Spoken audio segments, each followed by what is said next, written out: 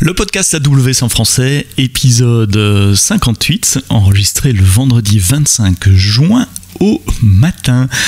Dans cet épisode, nous parlons d'une baisse de prix sur les instances Windows et SQL Server, de partage de vos extensions AWS CloudFormation, d'un concours auquel vous pouvez participer autour de Graviton et Graviton 2, et nous parlerons également d'un nouvel outil de programmation visuelle pour orchestrer vos fonctions AWS Lambda.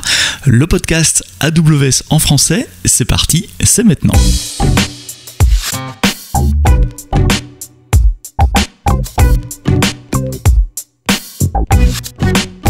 Bonjour et bienvenue, merci de nous retrouver toutes les semaines, merci de vous abonner dans les applications de podcast sur Apple, sur Google, sur Spotify, sur Deezer, Podcast Addict et bien d'autres.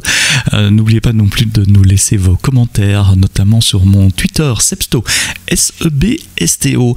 Et la première nouvelle de cette semaine ne concerne pas vraiment AWS, elle concerne la communauté des user groups francophones d'AWS et en particulier leur channel Slack, le Slack des user groups dont je mets évidemment le lien dans les notes de ce podcast.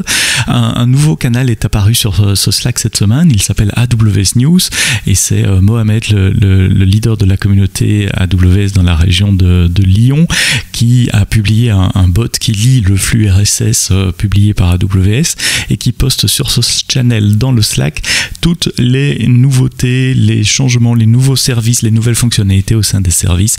Donc c'est une raison de plus de vous abonner, pas de vous abandonner, mais de vous abonner sur le Slack des user groups francophones. Le lien est dans les notes de ce podcast. Grosse nouveauté de la semaine avec un blog post annoncé par Marcia Villalba, qui vous fait part du lancement de AWS Step Function Workflow Studio. C'est un long nom. Alors les Step Function sur AWS, peut-être que vous connaissez déjà, c'est un orchestrateur, c'est une machine à état qui permet d'orchestrer différents services AWS, et notamment des fonctions lambda, puisque vous savez que les fonctions lambda, typiquement, elles ont une durée de vie d'exécution relativement courte, un quart d'heure, et que parfois vos process ils sont stateful et donc il faut coordonner différentes fonctions lambda à travers le temps en faisant un workflow qui retient de l'état avec des branches. Si l'output c'est ça, alors je fais ça, plutôt ça, etc.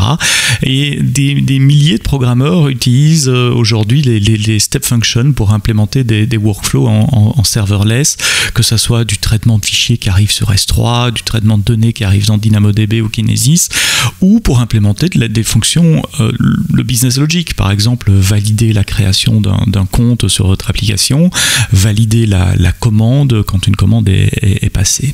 Malheureusement, jusqu'à ce jour, il fallait utiliser un langage textuel basé sur JSON pour définir votre workflow. Donc c'était pas très visuel, c'était pas très facile à développer, il fallait apprendre ce langage ASL. Il fallait également utiliser d'autres moyens pour communiquer avec les stakeholders, les différentes personnes métiers, pour leur expliquer ce que vous faisiez, parce que juste un JSON, c'est pas nécessairement facile à lire. Depuis cette semaine, il existe maintenant un outil de programmation visuelle, low code, qui vous permet par glisser-déposer simplement de définir votre workflow. Alors dans un workflow, j'ai parlé de fonctions lambda, mais pas que. Dans le workflow, vous pouvez appeler évidemment des fonctions lambda, mais vous pouvez également appeler directement d'autres services managés d'AWS, comme lire ou écrire dans une base de données DynamoDB, envoyer un email avec SNS, publier un message, etc., etc., etc. Donc un outil de programmation visuelle pour définir vos workflows métiers de Step Function qui génèrent le code ASL pour vous à découvrir. Je vous mets le lien dans les notes du podcast.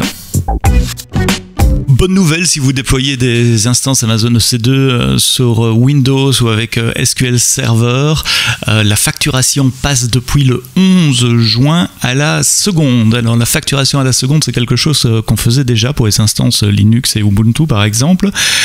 C'est très bénéfique si vous avez beaucoup d'instances qui démarrent pour des faibles périodes de temps, typiquement des cas de développement, de tests, de batch processing, d'analytics, de rendu d'images, des serveurs de jeux également peuvent bénéficier de cela.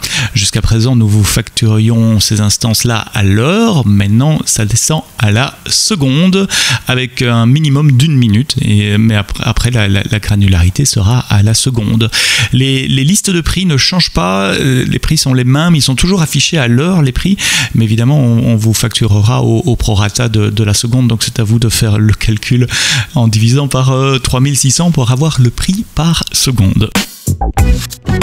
Le Graviton Challenge, ça commence. C'est un concours pour vous encourager à migrer vos applications, vos workloads sur le nouveau processeur Graviton 2. Vous le savez, c'est un processeur sur une architecture ARM64, compatible avec la plupart des frameworks et des langages que vous utilisez aujourd'hui, que ce soit Java, Python, Node.js, tout ça, ça tourne sans recompilation. Si vous utilisez des langages un peu plus bas niveau comme C++, il faut évidemment recompiler. Le challenge, nous vous invitons à migrer vos applications et à poster une vidéo d'une dizaine de minutes qui explique quelle est l'application que vous avez migrée, quels sont les problèmes ou les challenges que vous avez eus, comment vous les avez contournés et surtout quel est le bénéfice pour vous d'avoir migré sur Graviton 2, combien vous avez gagné en coût par exemple ou en performance, puisque c'est la promesse de Graviton 2, c'est vous donner un meilleur ratio entre le coût et la performance. Pour tous les messages sur les réseaux sociaux avec une vidéo, il y aura au moins un t-shirt et un hoodie. Tous ceux qui participent au challenge et donc qui postent une vidéo avec un résultat final gagneront un crédit de $500 AWS, en tout cas les 500 premiers qui le feront. Et puis après, un jury se réunira et offrira 6 prix. La meilleure adoption, c'est-à-dire l'adoption qui a le plus bénéficié d'avantages de performance ou de prix, dans 3 catégories différentes, pour les grandes entreprises, pour les PME et pour les startups. Il y aura aussi également un prix pour le Best New Workload Adoption, c'est-à-dire la nouvelle application qui a été migrée d'un autre cloud, par exemple, ou de on-prem. Il y aura un prix pour l'adoption qui a le plus d'impact. L'impact sera jugé sur des critères d'écologie, sustainability, sur des critères sociétaux comme la santé, les sciences de la vie, la conservation de la nature, l'apprentissage, la justice, l'égalité. Et enfin, la dernière catégorie sera l'adoption la plus innovative, l'innovation autour de Graviton 2. Le gagnant dans chacune de ces catégories, donc les 6 gagnants remporteront un ticket pour la conférence AWS re:Invent qui se tiendra cette année en décembre à Las Vegas en présentiel. Non seulement le ticket, mais également le ticket d'avion et le ticket d'hôtel. Donc le challenge Graviton 2, ça commence là maintenant au mois de juin, ça se termine au mois d'août, fin août, et les gagnants seront annoncés le 1er octobre. Tous les détails pour participer dans les notes de ce podcast. AWS a également annoncé un registry public pour CloudFormation. Alors, le concept de registry pour CloudFormation existait déjà, mais en registry privé. Ce registry devient public maintenant, et donc l'idée c'est de pouvoir publier des extensions à CloudFormation ou au CDK et de les rendre disponibles. C'est une espèce de marketplace pour les extensions CDK. Donc, les premiers qui s'engouffrent là-dedans, évidemment, ce sont nos partenaires en data, MongoDB, Datadog, mais aussi Atlassian, en sécurité, Aqua Security, Trend Micro, Snyk, Checkpoint, et puis il y en a des autres qui sont listés dans le blog post qui a été écrit par Steve Roberts. Steve vous montre également dans le blog post comment créer une extension, si vous voulez créer une extension, que ce soit dans le repo privé qui existait déjà ou dans le repo public, et de manière à ce que vos extensions CloudFormation soient disponibles pour tous les clients AWS. 2 petites nouveautés pour terminer. La première, c'est KMS, Key Management System. C'est un système managé qui gère des clés de chiffrement symétriques ou asymétriques. Jusqu'à présent, par design et par volonté, les clés que vous créez dans KMS restent dans une région. Ça veut dire qu'elles ne sortent jamais des HSM dans lesquels elles sont gardées. Si vous chiffrez des données dans une région et que pour une raison quelconque, vous souhaitez déplacer ces données dans une autre région, multi-régions, par exemple pour faire un backup ou un site de continuité après désastre, par exemple, et bien typiquement il fallait déchiffrer vos données avec la clé régionale, les transférer dans l'autre région et puis les réencoder vos données avec la clé de l'autre région. C'est beaucoup de travail. Certains services font ça pour vous de façon transparente. Pardon, si vous faites de la copie de Bucket S3 par exemple, mais pas tous. Il fallait encore que vous codiez un peu sur d'autres services.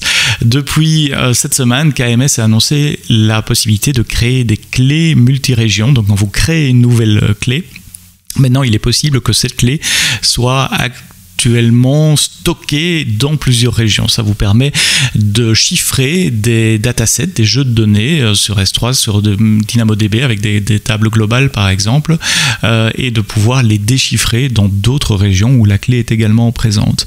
Évidemment, pour des raisons de compliance et de sécurité, il n'est pas possible de transformer une clé monorégion en multirégion. Donc ceci ne concerne que les nouvelles clés sur KMS. C'est une option, évidemment, ce n'est pas obligatoire, les clés multirégions sur KMS. Et dernière petite nouveauté de la semaine qui m'aurait évité bien des cheveux blancs il y a quelques années quand je commençais à utiliser Amazon EC2. Amazon EC2, son API Create Image qui permet de créer une EMI à partir d'une instance, permet maintenant de le faire sans rebooter l'instance, sans redémarrer l'instance. Pourquoi est-ce qu'il fallait redémarrer l'instance avant? C'est parce qu'on voulait s'assurer, dans le cas des instances qui ont plusieurs volumes EBS attachés, que ces volumes soient consistants les uns par rapport aux autres. Imaginez que vous ayez un volume RAID par exemple sur EBS, c'était important que les volumes RAID soient synchronisés et donc on arrêtait les file systems, on rebootait pour pouvoir redémarrer, pour pouvoir créer cette instance. Il y a une petite option maintenant qui a été ajoutée à l'API Create Image qui est No Reboot, où EC2 va vous créer une image EMI qui est crash consistent, donc où les volumes EBS seront synchronisés entre eux, tous les snapshots seront faits en même temps, plus besoin d'arrêter votre image. Attention quand même, une petite nuance, crash consistent ça ne veut pas dire application consistent, si vous ne rebootez pas, il faut quand même s'assurer que vos applications n'aient pas en mémoire des données qui n'aient pas été flushées vers le disque. Si vous avez des bases de données par exemple, c'est toujours bien de faire un flush de leur buffer, de les arrêter avant d'appeler l'API Create Image. Voilà qui est tout pour le podcast AWS en français avec les nouveautés de la semaine 25 aujourd'hui, épisode 58. La semaine prochaine, nous allons parler de persistance pour vos applications modernes, typiquement vos applications serverless, mais qui doivent parfois partager de la donnée de façon persistante. On verra comment les fonctions AWS Lambda ou les containers peuvent prendre avantage de file system partagés tels que Amazon EFS, Elastic File System. Mais ça, c'est pour vendredi prochain. Avant ça, il y a le week-end et toute la semaine prochaine. Je vous souhaite de passer un très très bon week-end. Soyez prudents. On se retrouve la semaine prochaine et d'ici là, quoi que vous codiez, codez-le bien.